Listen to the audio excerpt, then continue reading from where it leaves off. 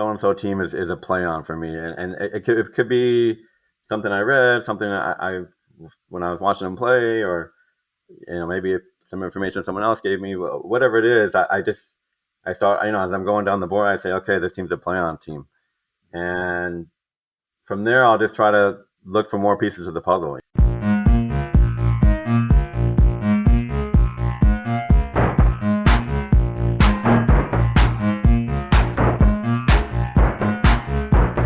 Welcome to another episode of the Football Analytics Show. My name is Ed Fang, your host. And on this episode, I'm thrilled to have Edward Golden on the show. He's the founder of Right Angle Sports, or RAS. And this is one of the only pick selling services with a long-term track record of winning and a sterling reputation for honesty. Edward is also a professional bettor as well. In this episode, we talk about how he handicaps sports and the information-based approach that he takes. We also get into a Week 9 NFL bet that he likes and why. And then we get into the RAS college basketball service, which starts in early November. The Football Analytics Show is brought to you by the Power Ranks Sports Betting Newsletter. This is a free service that strives to be three things. 1, valuable. 2, concise. 3, entertaining. In this newsletter, I write about why I make certain college football and NFL bets, and I also send out a curated list of tips and news every Saturday morning. If you sign up, I'll send you my top 5 sports betting podcast episodes, an education through your ears. To check it out, go to thepowerrank.com. That's my site for better sports betting through data and analytics. Once again, that's thepowerrank.com.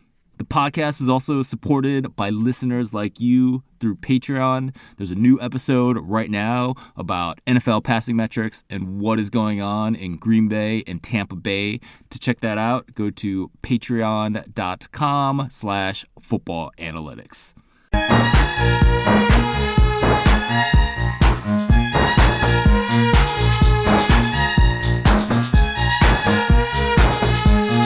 Joining me on this episode of the Football Analytics Show is Edward Golden. He is the founder of Right Angle Sports, which is one of the only reputable companies that sells picks, and he is also a longtime professional bettor. Edward, welcome to the show. Hey, yeah, thanks for having me on. Absolutely. Edward, we'd love to know more about your story. When did you first get into sports betting, and how did it evolve from there?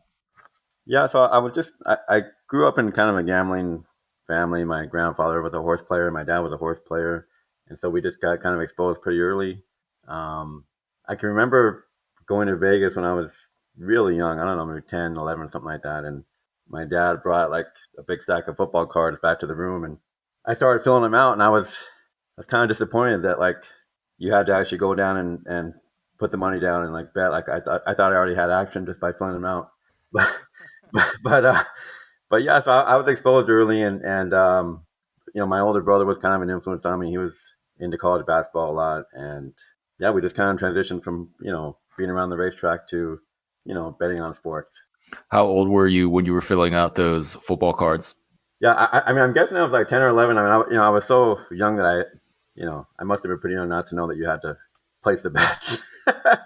Yeah, for sure. But I mean, if I gave my 11-year-old the equivalent of those football cards, which would be my phone, like when you click on the button, it is like making a bet, right? So, right. I mean, as I was filling them out, I was thinking like, oh wow, like 64-1, and it was fun. So I was like definitely interested. Yeah, absolutely.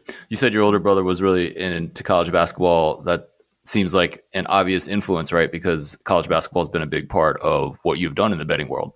Yeah, for sure. I still remember like, we got cable for the first time, and like they would have the ACC games on, like, right after school, you get home and you'd watch, Wake Forest, North Carolina, stuff like that. And so I was like a big ACC fan in my early years. Excellent. So you had kind of this early influence with betting. How did that evolve into Right Angle Sports later in life? So it just kind of progressed. I mean, we didn't really know what we were doing, but we tried our best, and then came the internet, Mm-hmm. whenever that was, 1995 or six. Sure. I think we got our first internet, our first computer or online, America Online or something like that. And I was, like in the chat rooms and the message boards and stuff like that. And I just started like posting pics and posting write ups and, just trying to learn more about it and stuff. And it just kind of grew Sure. from there. Right.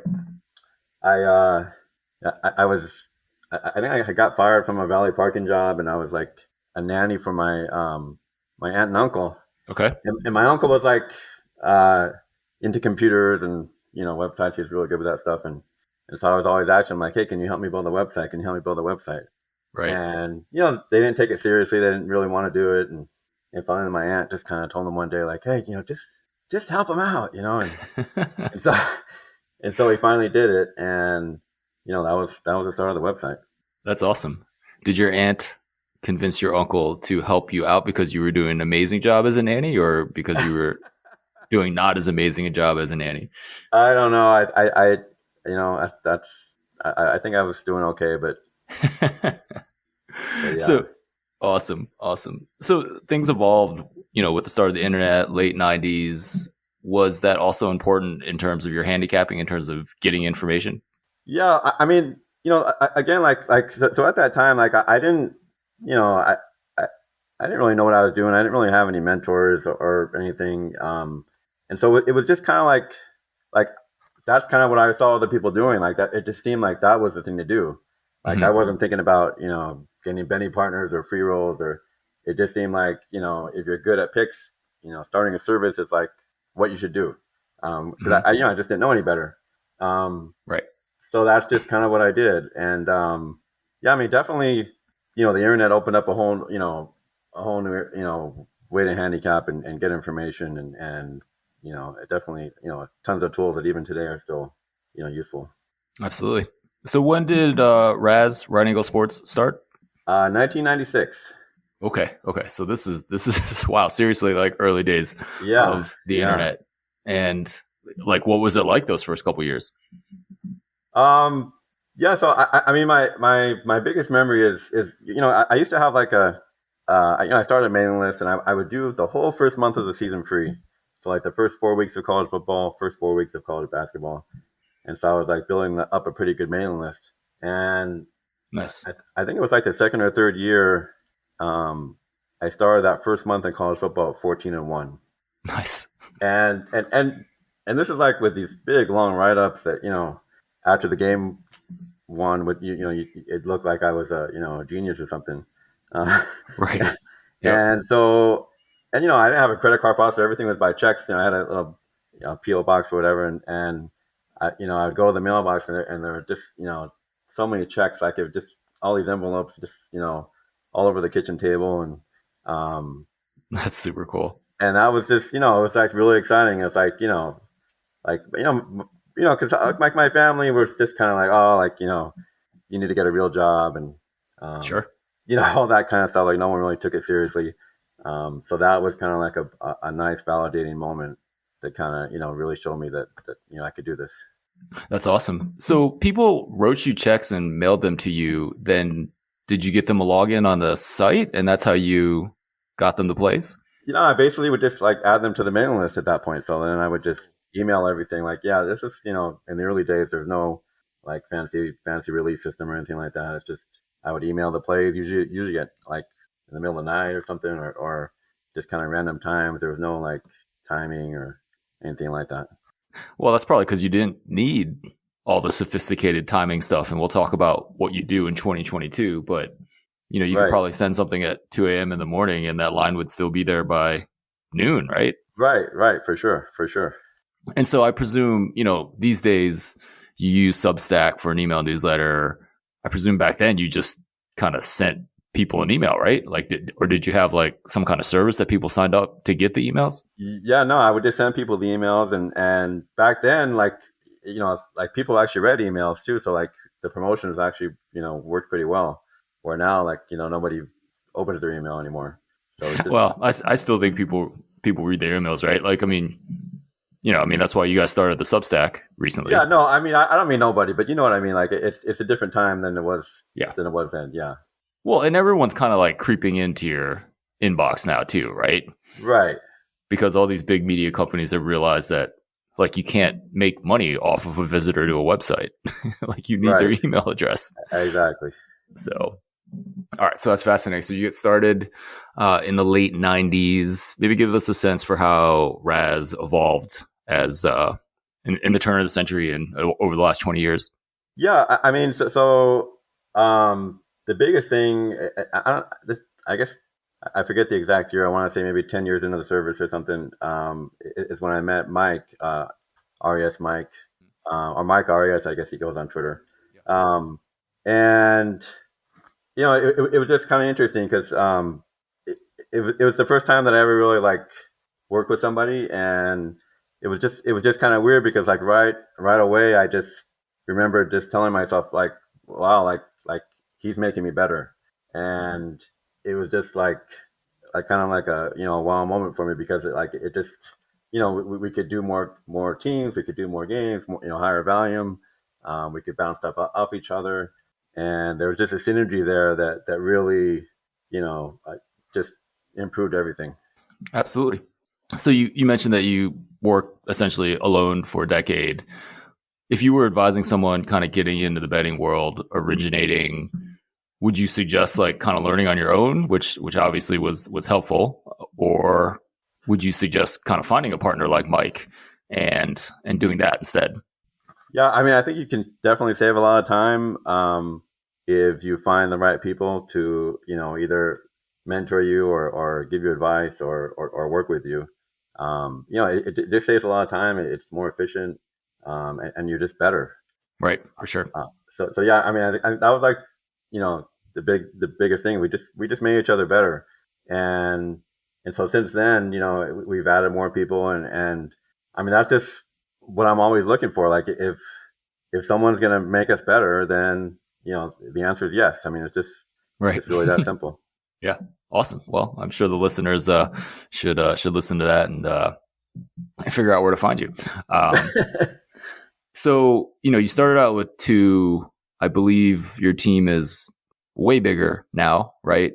And so, I mean, I guess just with more and more people, you can cover more and more games, right? And that just makes the service better and better, which, leads to just the fabulous results you guys had in college football this year, right? Yeah,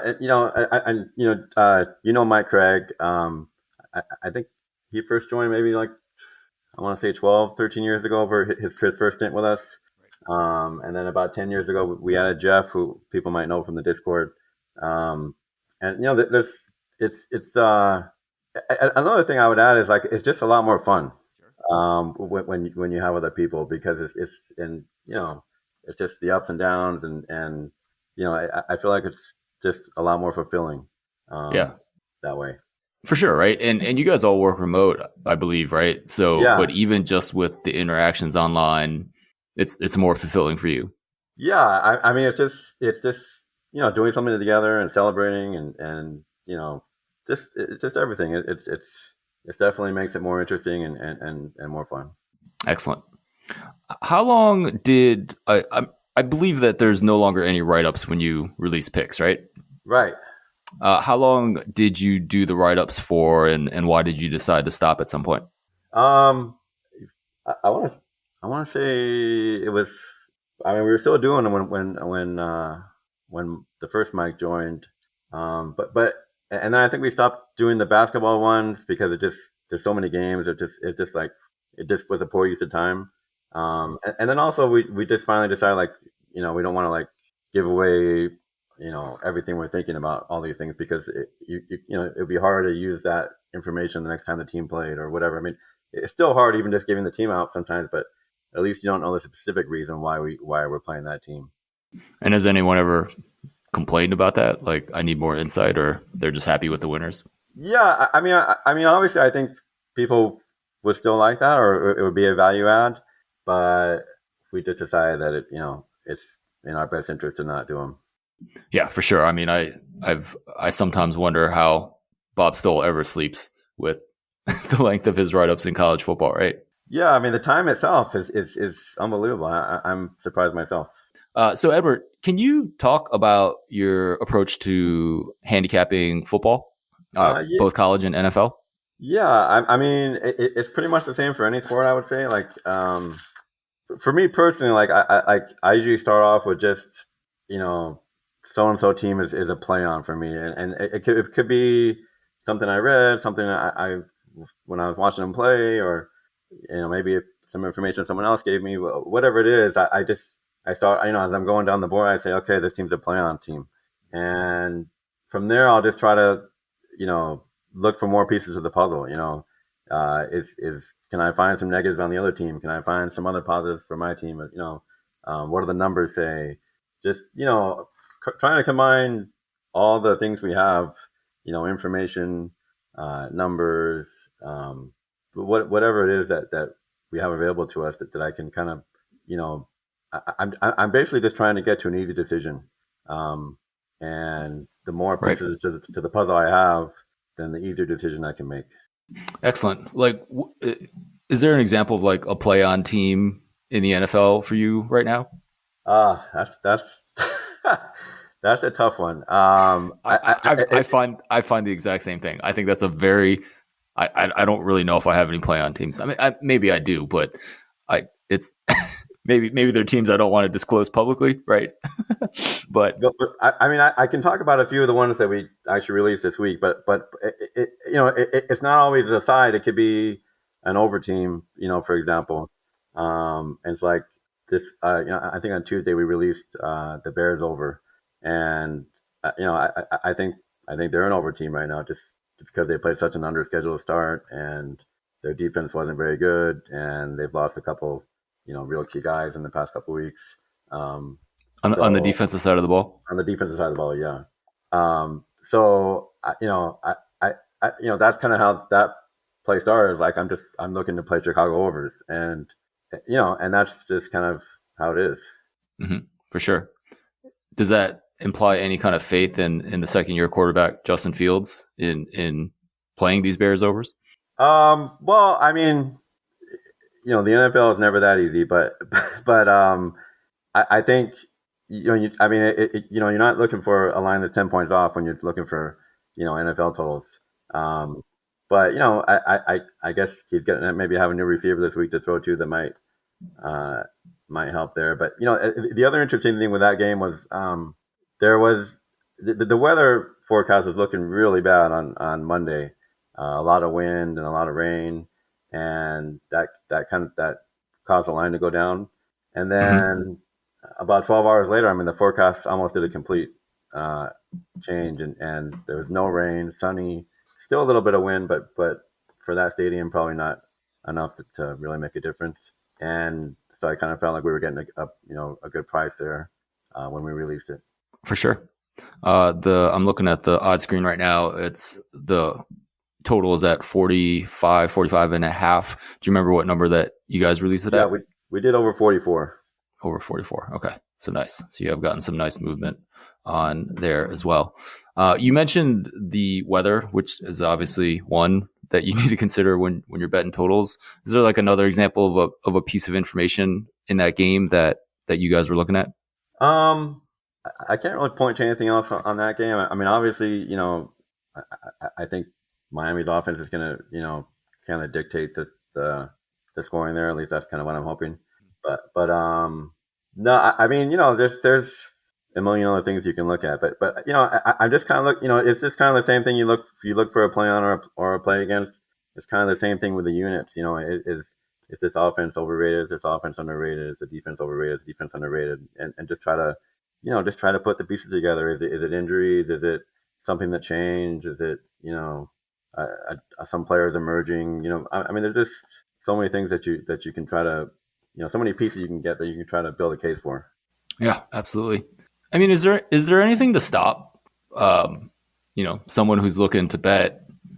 And I mean, you've been doing this for a while. You know where to get your information, but the picture I'm getting from what you're doing is in some sense you're looking for every piece of information out there and putting that all together and making it an easy decision to bet on particular side or total, right? Like, is there anything like kind of stopping the average person from doing that, except for like the time to put in, or I mean, I guess, does that make sense?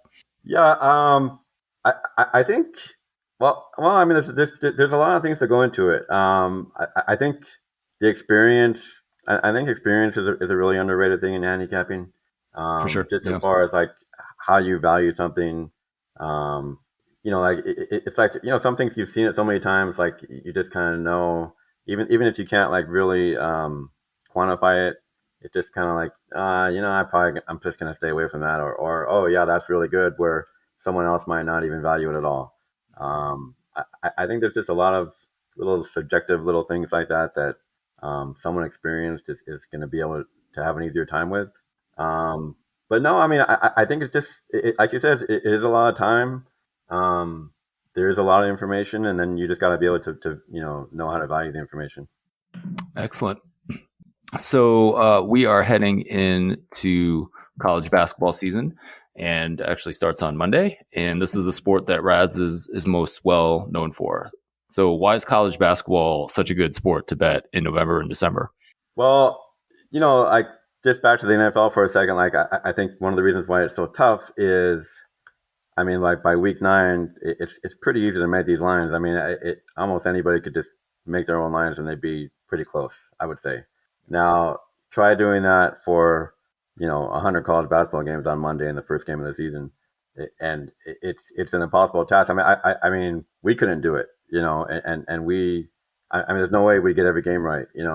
So it's just an uncomparable amount of opportunities out there in that market compared to other markets, just because of the sheer volume of teams and games. And so yeah, I mean, it's just especially for our style and the stuff that we do, it's definitely our best sport. That's awesome. I mean, do you try to get all 350 some teams with the team you have now? We try. I think we've got everything covered. There might be one or two that are a little that we're a little maybe not fully staffed on, but we're going to try to get every single team. Yeah. And even with that type of work that you're doing, trying to cover every single team, you mentioned that if you had to run a sports book, you still don't feel like you could set every line correctly. There's just that much information out there. Right, because yeah, I mean, you're not going to have a strong opinion on every game. Like Mm-hmm. there's not going to be games that just jump out and say, "Oh, that's an easy decision." There's going to be games that are a hard decision, and maybe someone else has a better opinion than we do. Um, so yeah, I still wouldn't want to be the guy who had to set every single line.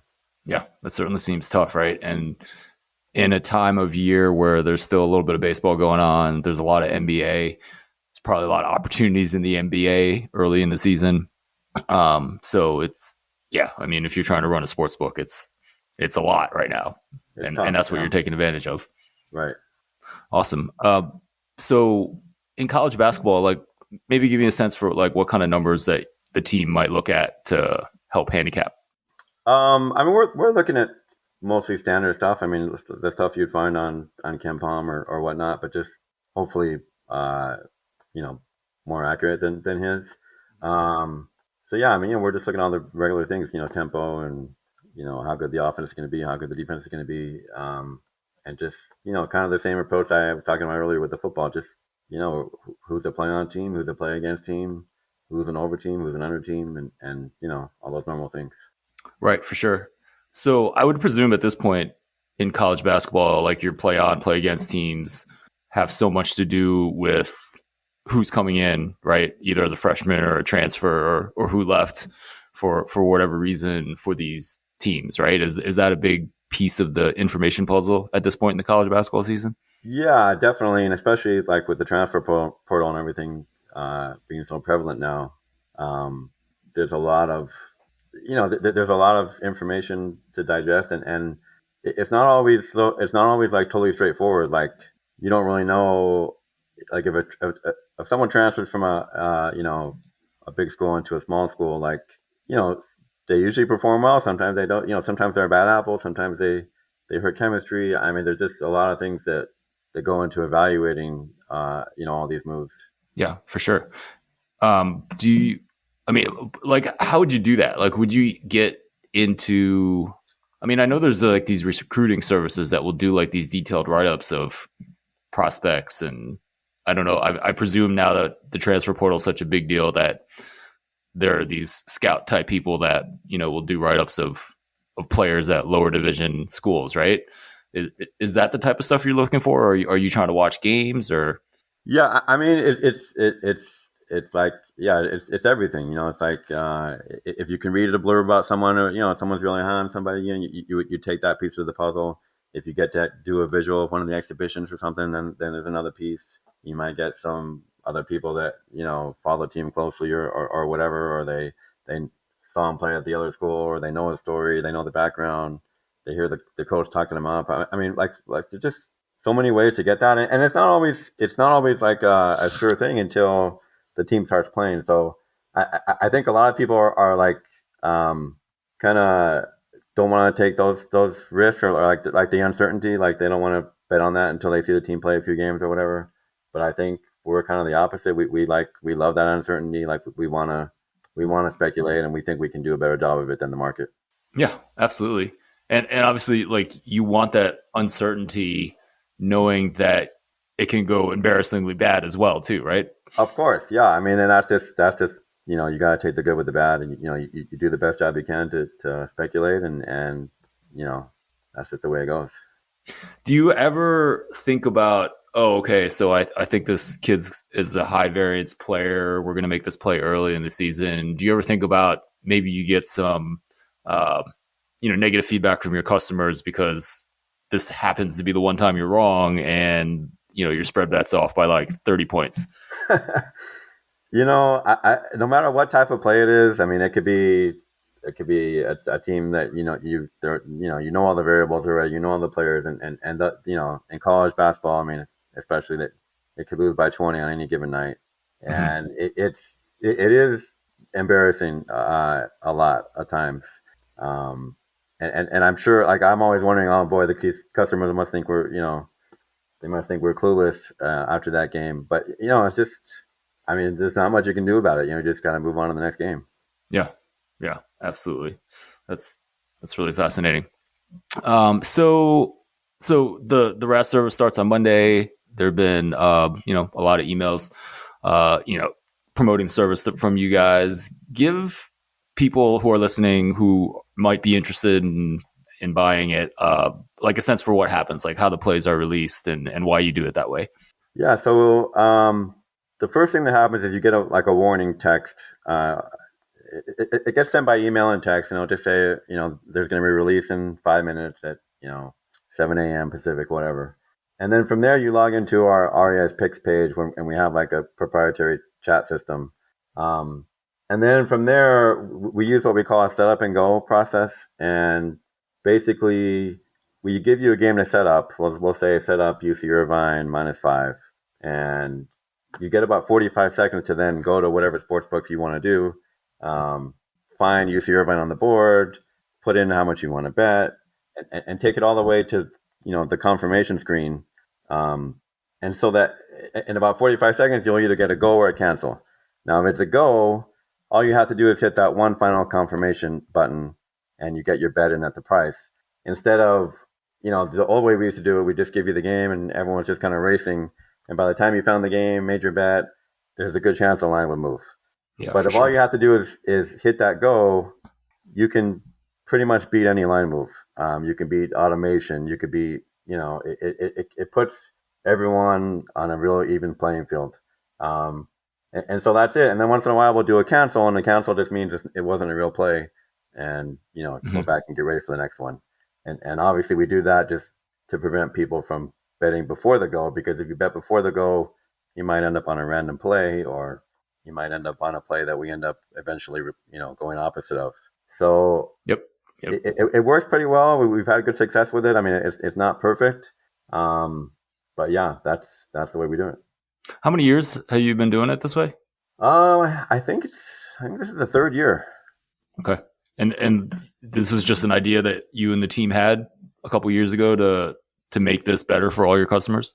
Yeah, I mean, it's been an evolving process. I mean, we used to do the countdown timer like Dr. Bob once did, and it just kind of like we just thought, I mean, the inspiration really came from um, people who different ways like pros move their stuff, like they would just kind of do that, and we figured, well, why can't we do that? And at first we're like, oh, no one's gonna follow, everyone's just gonna, no one's gonna follow the rules and stuff.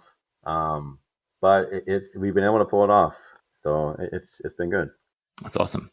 You also have, you say that absolutely no betting at certain sports books because they will automatically move the line, and that moves the entire market, and that screws it up for everyone.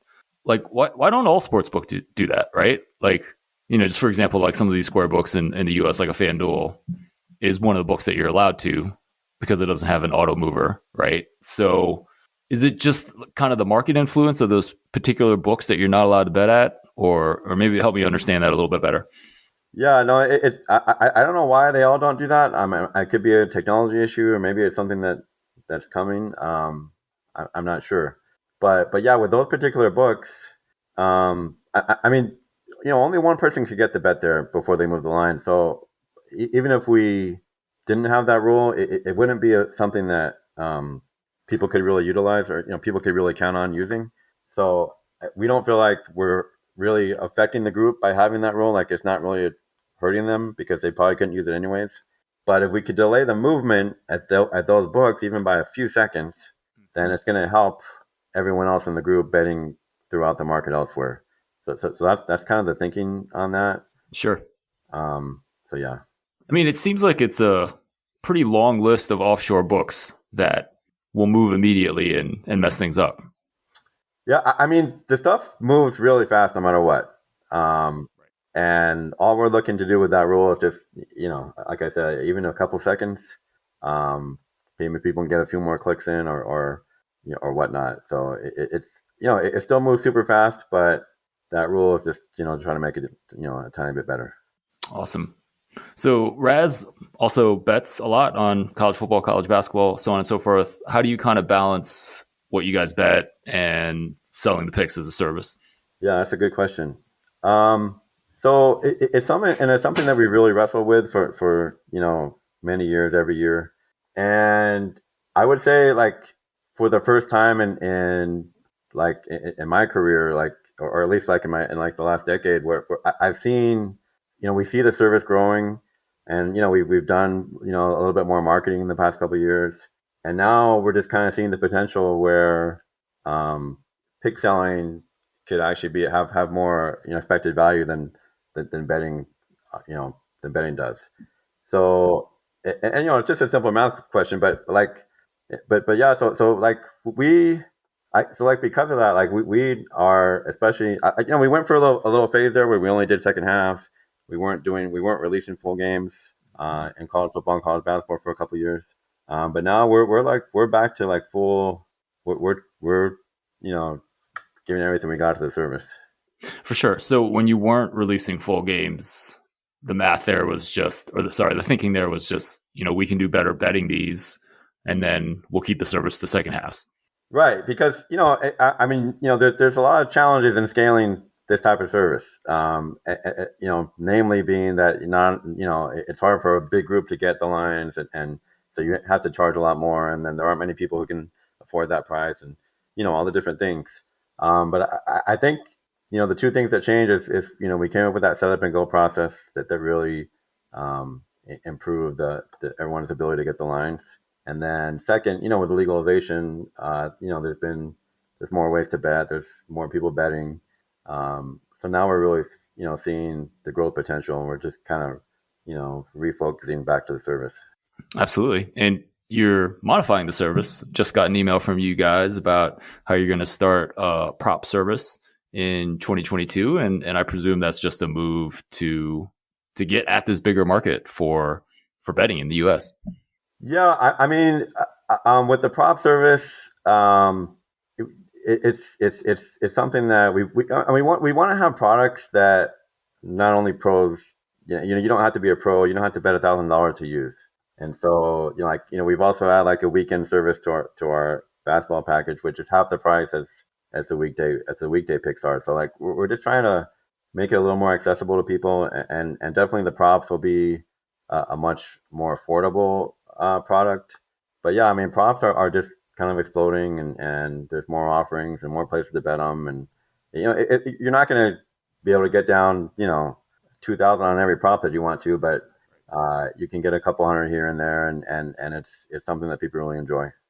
Yeah, absolutely. I feel like a lot of people who are new to sports betting don't really care whether they're betting a side, total, or prop, right? It's all the same type of excitement for them.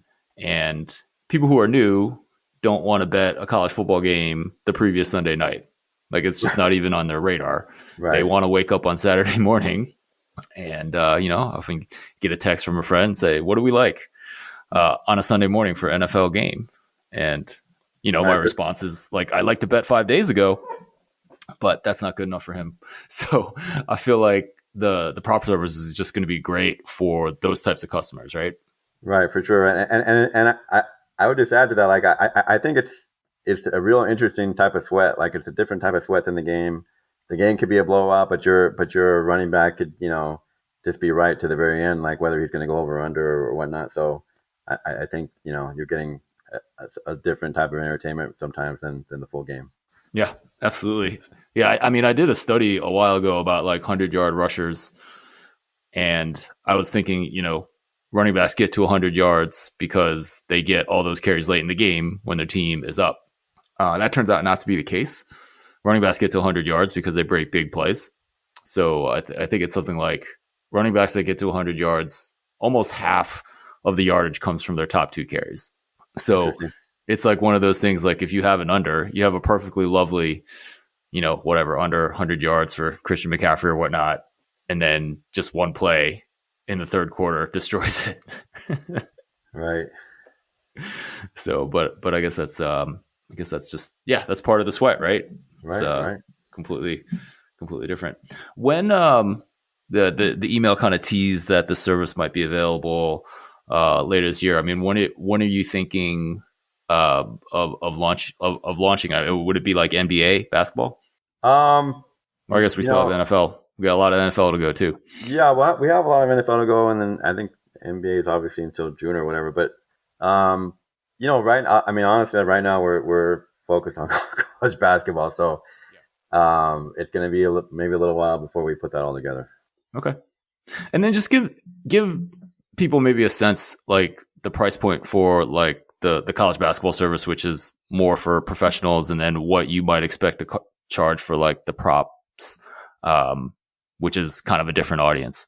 Yeah, well, like the college basketball service is about $45 a pick for the main like all pick service.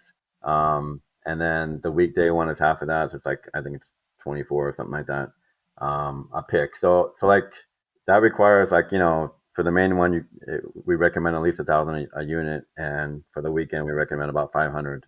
Um, I I think the props service will be we want to keep it somewhere where if you're betting 200 you can justify the cost. So we don't know exactly what that'll be yet, but yeah, we definitely want to attract a larger audience than the people who bet enough for our basketball service. Awesome. So you one thing I was thinking about, you talked about how now you try to cover all 350 some college basketball teams. I mean, that must have been a lot different when you first started and it was just you and Mike, right? Like, how did you approach it back then? Yeah, I mean, we couldn't do everything, and we did as much as we could, and that was it. I mean, we had the conferences that we kind of follow closely that generate most of our plays. I mean, you do as much as you can. I mean, that's really all there is to it. And even one guy, or at that time two guys, it's still there's still so many games that it's a pretty decent, it's a pretty decent volume. Right. Excellent. So you've been in the betting world quite a while. Give us a sense for how you feel things have changed, especially with legalization over the last couple of years in the United States.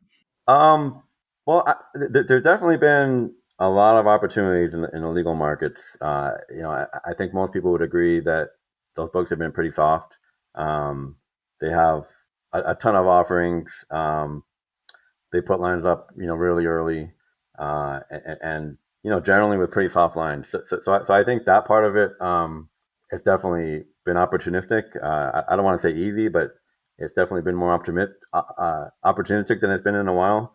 But like for the stuff we do, it's I'll go back to like the easy decision stuff. Like there aren't as many easy decisions now, especially by the time that we end up releasing picks.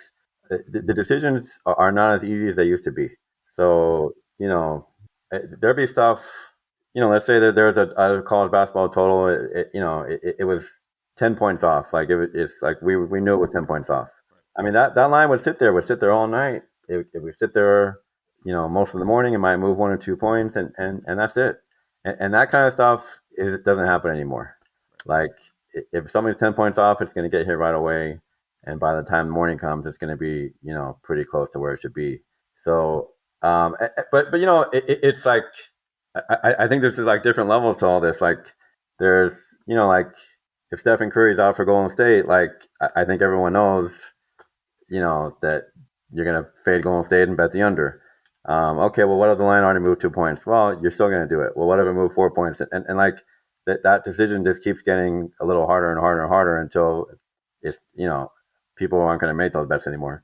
And I think we're at the stage where we can make those difficult decisions at a pretty high level, and that's kind of like what's enabled us to kind of be successful at this for so long. Right, absolutely. Do you feel that with legalization in the U.S., that's kind of accelerated the process of making these decisions harder, especially in the big sports? Like, is that liquidity adding to the sharpness of the market, or is it still the same? Well, I think there's two things. I think one is there's more people doing it now. So if more people are looking at it, then more people are going to find anything that's easy. And then two, I think maybe what you're alluding to is like if someone needs to get down a certain amount, they may not have to wait as long now because they can get some of their action at the domestic books.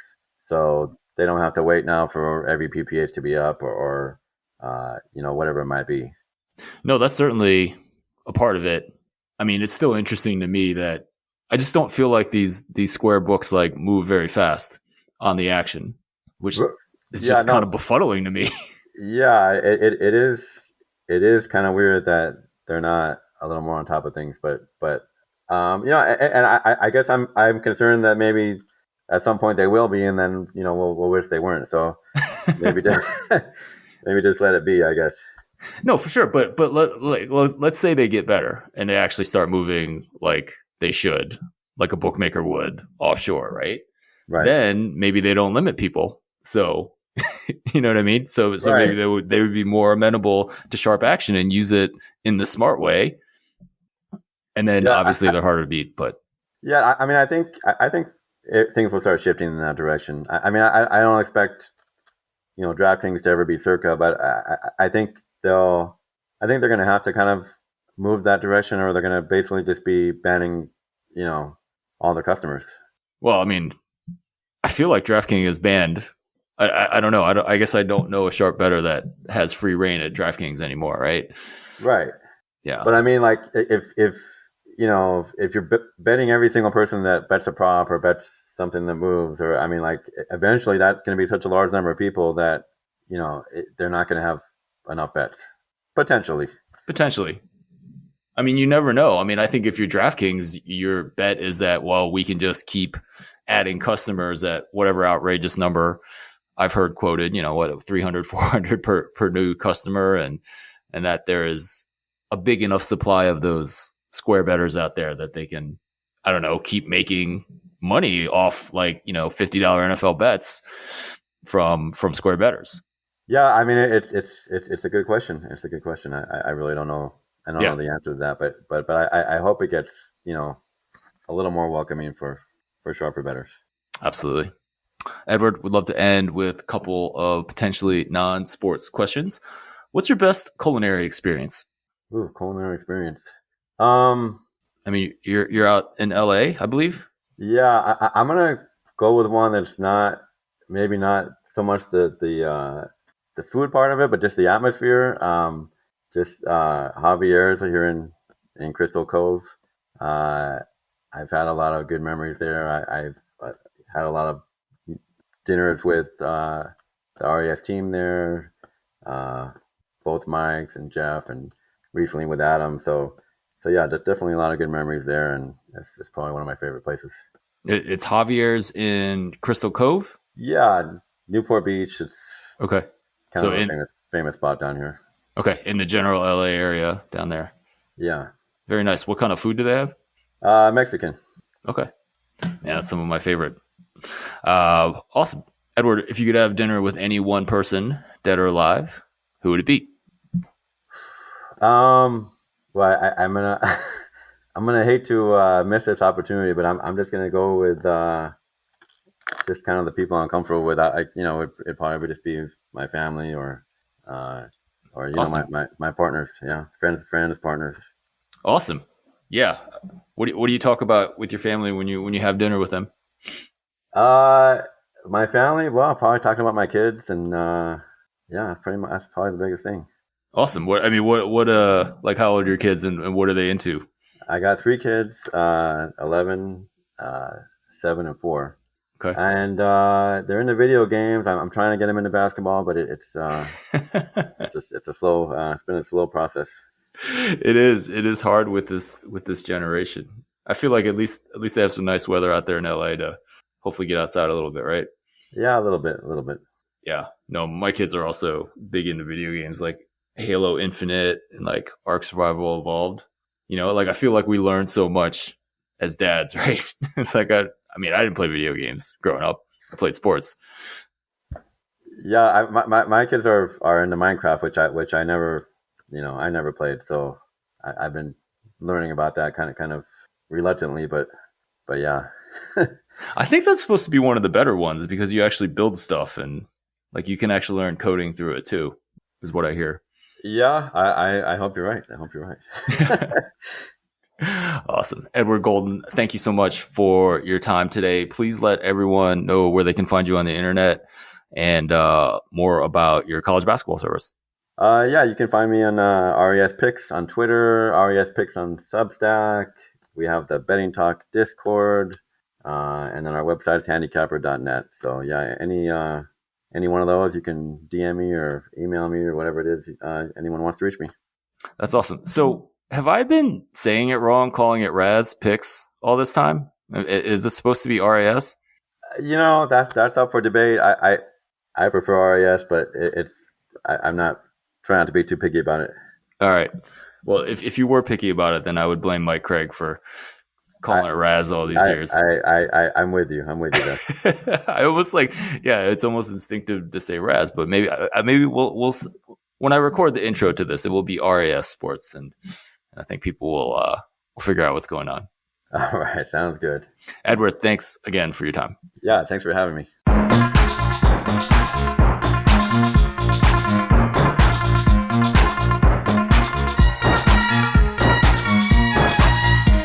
Hey, this is Ed Fang, your host for the Football Analytics Show. Thank you so much for listening to this episode with Edward Golden. I hope you enjoyed the conversation as much as I did. He takes a much different approach than what I do, so I always love getting someone else's perspective, especially of someone who has been such a long-time winner. Just a reminder, you can get my free sports betting email newsletter with all my tips and news. Check it out at thepowerrank.com. This podcast is also supported by listeners like you through Patreon. At the $5 per month level, you get my sincere thanks and also a patron-only episode every month. If you sign up right now, you will get an episode on NFL passing metrics and what they say about Tampa Bay and Green Bay, two of the most befuddling NFL teams this season. There are also higher levels for the Patreon as well, but at the end of the day, you can just check it out. Go to support the Football Analytics Show. Go to patreon.com/footballanalytics. Patreon is Patreon. Football Analytics is all one word. Once again, my name is Ed Fang, your host for the Football Analytics Show. Thank you so much for your time today. I will talk to you again next week.